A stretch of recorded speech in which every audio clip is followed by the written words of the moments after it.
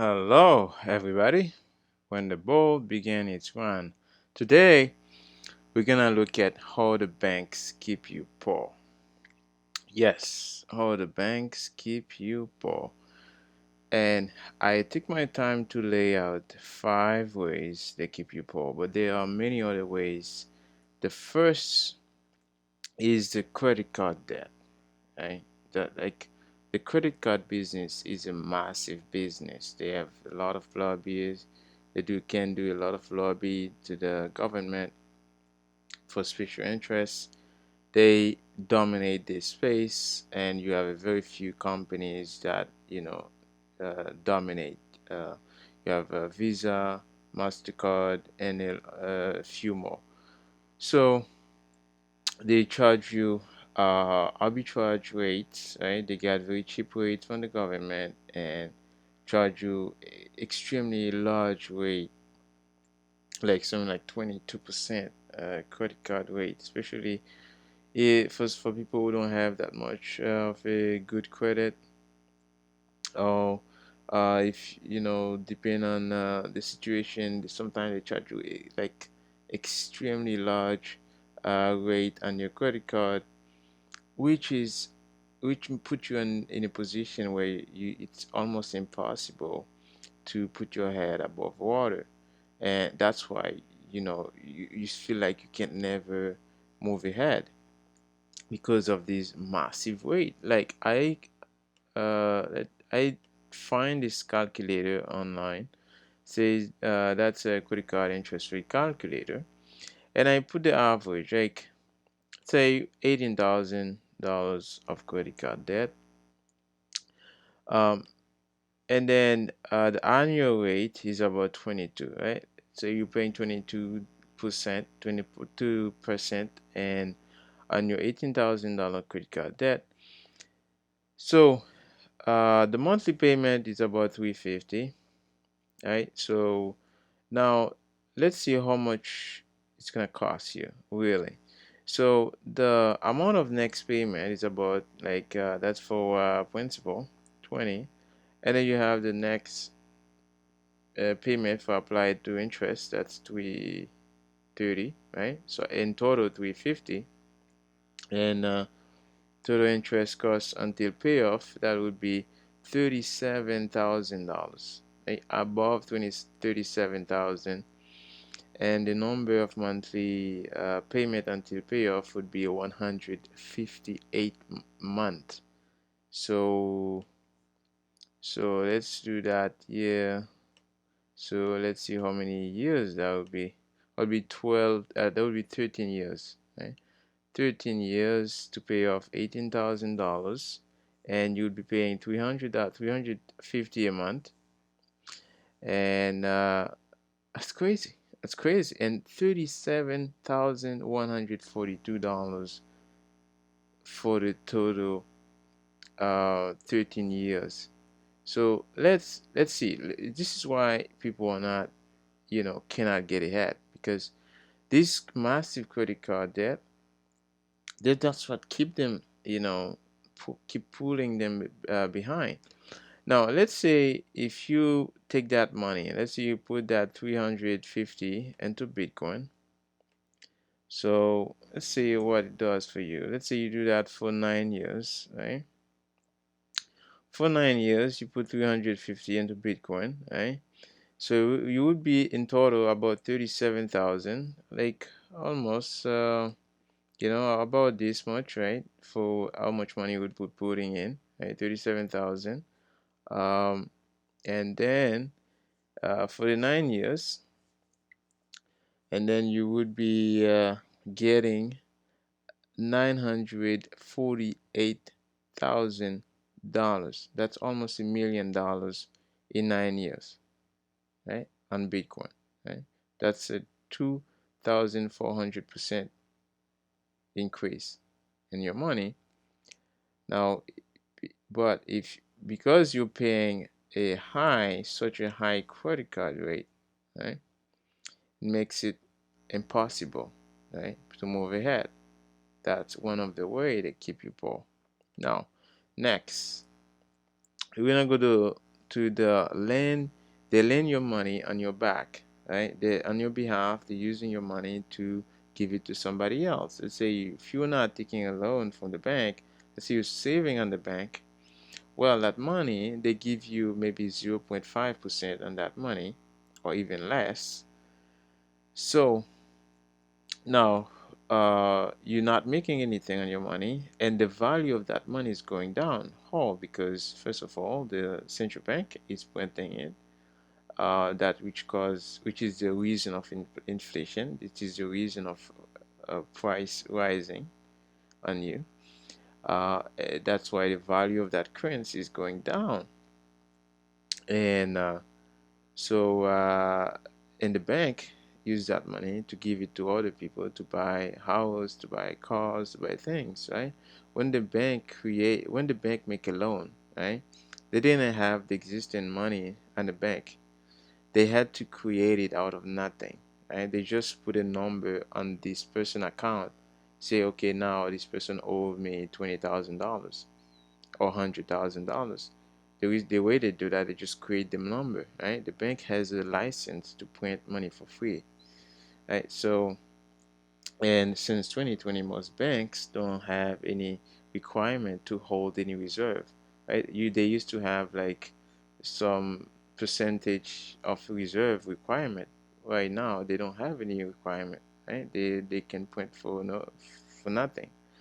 They just create loans and give it away, and then the person who take the loan to buy a car gonna have to work their life to pay that loan back, right? So they have to use our real energy, real time to work to pay a loan the bank create out of nothing. And the way they do that, they use your money, your credibility, your account, right, to have that trust to lend somebody else. So it's really crazy, and so that's how you get get stuck into your money in the bank, right? It's so sad because I know a lot of people, especially elderlies, who have so much trust in the system. They keep all their money into the bank, right? They keep all their cash into the bank, like thinking like yes, they will still be holding the value of that money, right? They don't really invest their money. They just keep it sitting there in the bank, right? Well, what you're doing, you're doing yourself a disservice, right? Because the value of that is going down over time, just simply because of the fact that they're printing it, right? And then when there is more of it something, then it's worth less over time. So, anyways, so that's that. And then over here, let's say you have they print the money. Third way they keep you poor is to print the currency into existence. Now, not only the central bank print the currency into existence, but the banks, most of the money creation is happening in the bank, right? Because it's a debt-based system. When they give a loan, right? When they give a mortgage to buy a house, so this person get a freshly created money, right? It's just a digit created from the bank computer, from their account to say, hey, they have this like maybe $500,000 they lend to that person, but they didn't work to make that $500,000. They didn't work to right to create it. They just print it out of the keystroke, right, from their computer because they have the license to it, right? It's a credit-based system or a debt-based system. So in order for it to be created, they need to lend it away to somebody else, right? So you wonder why they want to give you credit card debt, why they want to give you a loan, why they want you to buy a car, right? A new car, things like that, because they want to create more of that currency to make sure the currency keep going down, so the people who bought their house so they can afford so when they sell the house can be worth more of the unit of the currency, so they don't go bankrupt, because otherwise everything would collapse. Because when somebody would sell their house, if the currency was going up in value, then the value, the when the person sell the house, they would have to go bankrupt because they wouldn't be able to pay the bank back, right? So that's why the currency, the value of the currency has to go down, right? Mathematically, because that's the way the system is designed, right? To keep you poor, right? So they print the currency into existence, and this is the cause of real money debasement. It's the creation of the currency, right? Because there's too much of it. And some people say money printing doesn't create inflation. Well, inflation means expansion of the money supply, right? That's what the banks does, right? They expand the money supply, the bank and the central bank. So that's why you can't get ahead, no matter how hard you work. It's not your employer's fault that your grocery bill is higher, that your rent is higher. It's the banks and the central banks, right? So they are making the value of the currency going down over time. So it's up to you to understand that you don't can't save in currencies. You have to save into money, right? Money that are real, like hard, difficult, and cannot be created more of. And and that's why I think best money is Bitcoin, right? Is a thing that's go far, that goes up higher, and that's more resistant to inflation. That's smarter, that's faster, and more efficient. So yeah. So and also uh, yeah, the basement. So the fourth way to keep you poor is by overdraft protection fees and account fees, right? The average person, right? The average person will pay about say 16 to $20 on a you know on the account fee every month, right? So let's say you pay $15 a month for account fee, and then you're gonna have overdraft protection fees, right? So overdraft protection fees, let's say that's another $5, right? So let's say that's to $20, right? Let's say you put that $20 into Bitcoin. Let's do that the math again. $20 into Bitcoin, you keep that for 10 years or for 9 years, sorry, every month, right? So you would be putting in $2,160, right? A lot of people say, oh, $2,000 in 9 years, that's not much. That's not a big deal. I can give that to the bank. Well, the problem with that is if you had the chance to put that into a real money that can go up over time, like Bitcoin, then you would be getting your $2,000 would be at $54,000, right? That's an increase of 2,400%, right? Like I'm sure a lot of people, right, middle class people, if they could get that $54,000, that would be a big change in our life, right? So that's the benefit of Bitcoin. Now, let's say that's just for one account. Let's say you use that for two uh, account of the household, right? So the husband and the wife, that would be about 4,000 in the 9 years, and that would be $100,000, $8,000 for the 9 years. That's a big change for the household, right? But the banks keep that money, right? They keep that money for themselves, right? So Bitcoin gives you the chance to use that money and invest it or save it for the long term, right? And you see the progress, right? So that's the way. And now that's the other way is setting your financial data, right? So why do you think it's so easy to pay? It's so all your information, all your transactions that are happening into the bank or the credit card companies, they have your data, right? They have your information. They know what you buy, right? So that's the other side of the equation. And the credit card business is that they track what you buy, right? They know your financial data. They can sell that if they want to. Big tech company, they can sell it to Amazon, they can sell it to any other place because they know your habit, right? They know your financial history, right? So why not they wouldn't why wouldn't they sell it if there's a high bidder who wanna, you know, buy your information, right? Because they make a lot of money. They can make a lot of money from it, right? Why wouldn't they buy it, right? Sell it, right? To make money, right? So in that way as well, you are doomed to be a slave as well, because now you're being sold things that you kind of need. You think you need them, but you're being advertised to buy them, right? Right? Because it's targeted advertisement, right? They know you more than yourself. So that's another way to keep you poor. What's the solution, right? What's the best? What's the second best? Well, uh, what's the best? Well, let's go for the best solution. Okay.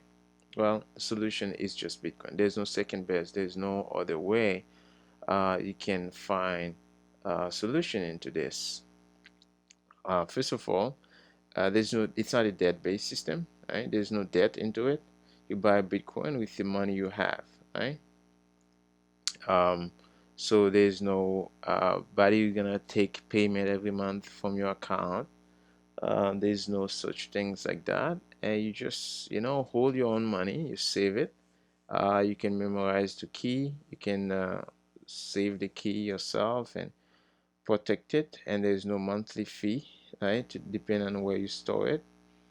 So, what's the best? What's the second best, right? There's no other best. So, it's not a dead base, and nobody can print it, right? To debase your money. So, and the next, yes, nobody can print it. That's what I just said, yeah.